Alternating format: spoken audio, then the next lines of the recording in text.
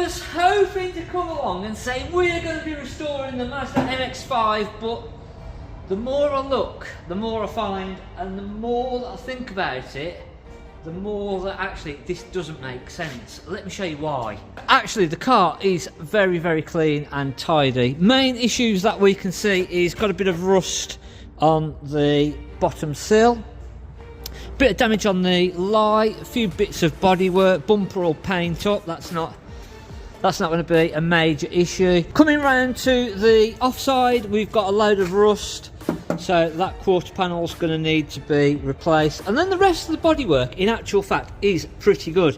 Hood is pretty wrecked. Interior isn't too bad. We then come to the underneath, and the rear subframe is completely, I don't know, is it just surface rust or does it go further than that? So that I suppose we could bolt off, and I have found replacements not too bad. The actual main chassis looks pretty good. All the main chassis rails, sills, everything looks okay. But, and a big but, all of the suspension arms, lower arms, control arms, realistically, even if I remove these, have them powder coated, have them rebushed, it's not worth it. It just doesn't make sense. Cost of new parts I can get. The stupid thing is, the really stupid thing is that I can get, for most cars, a complete control arm kit for about 120 quid. Just individual parts for this suspension is like 50-60 pounds each individual part. Now we've got about 4 or 5 different parts that need to be replaced on there, so that's sort of £200-300 pounds just per corner. So I've got £1,000 just in not even full suspension parts. That is literally just going to be control arms, and I'll then get onto suspension, and realistically I think to do the job properly, suspension needs sorting. Back subframe, I've got again back suspension issues. I don't know, would that be savable? The rear subframe, that does unbolt, to be honest with you, but I don't know. Exhaust system, I thought that we'd be able to get parts for this fairly quickly, easily, cheaply, and the more that I've actually looked and the more parts that I've added up, it's just not really making sense. I bought the quarter panels so that we could cut these sections out, redo all of this, because the rest of the chassis looked really good. But the more that I've started to add up our suspension components, and even then if we remove the suspension components, have them sandblasted, have them powder coated, is it worth it? Does it really make sense? And it's a UK car, it's the 1.8, and I suppose if prices go up by quite a significant amount, then yeah, obviously it's worth it. But at the moment, all that I'm doing is looking and going, doesn't make sense. The amount of parts that need to be replaced and the cost of those parts that need to be replaced, why am I doing it? I'm really starting to struggle. I don't know whether it's the right thing to do. I suppose financially it's not, but emotionally still probably not. Let me know in the comments, would you bother trying to spend the money on this? Is it going to be really worth it? I'll try and find some examples online of what good condition, it's never going to be mint, but good condition, fairly sensible original mileage. And that's then the problem with these barn finds, is sometimes actually the parts that need to be replaced outweigh what it's going to be worth at the end of it. I suppose the only fair thing to do is start actually digging into it and finding out how much time I think it's going to end up spending, what parts then that we definitely need, what I can get away with possibly cleaning up, and try and make a decision. Hopefully your comments are going to help as well as to whether it is really worth it or not.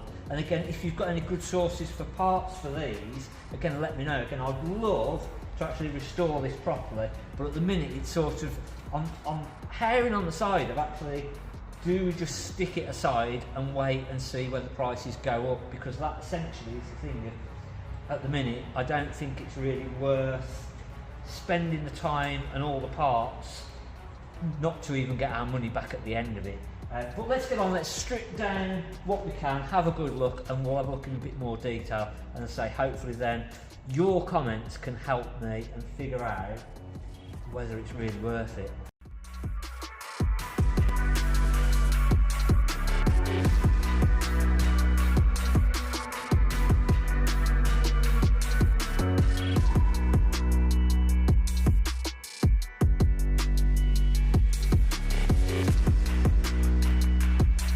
Brakes actually don't look so bad. I'm still going to just test them, but this is where sort of my concerns grow, is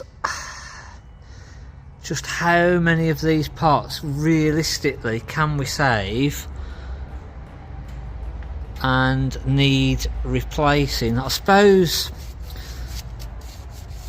a lot of this is just surface rust. A lot of it is just surface rust. Obviously new springs aren't a major issue, they're fairly cheap, but it's all these arms, all the control arms, all the bushings, and that's where all this starts to add up. The chassis seems okay, there doesn't seem anything major on the actual chassis parts, and I suppose that's the only saving grace, but realistically all the calipers need to come off. They all need cleaning up, and it's then, does this make sense? I really don't know. I'm really struggling. Again, front discs, there's no lip or anything on those. They would probably clean up.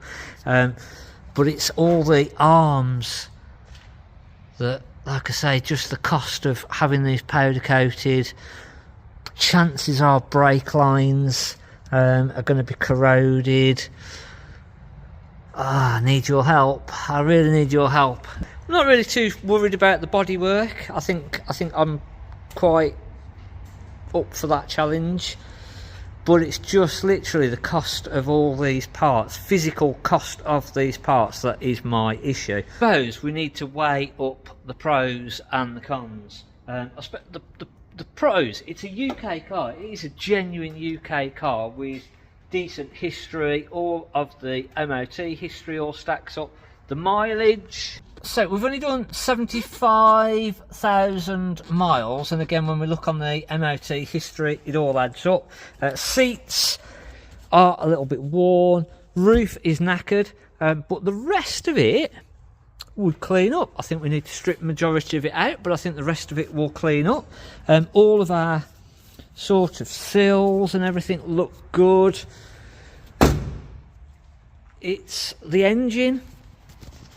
I've had the engine running. We replaced the clutch master cylinder and slave cylinder, and again the gears are all working better now. I did that. We bought this ages ago and put it away because it just wasn't worth doing, and we got the clutch working all okay. The brakes actually are working okay, but again whether they'd pass an MOT or not, that's a different story.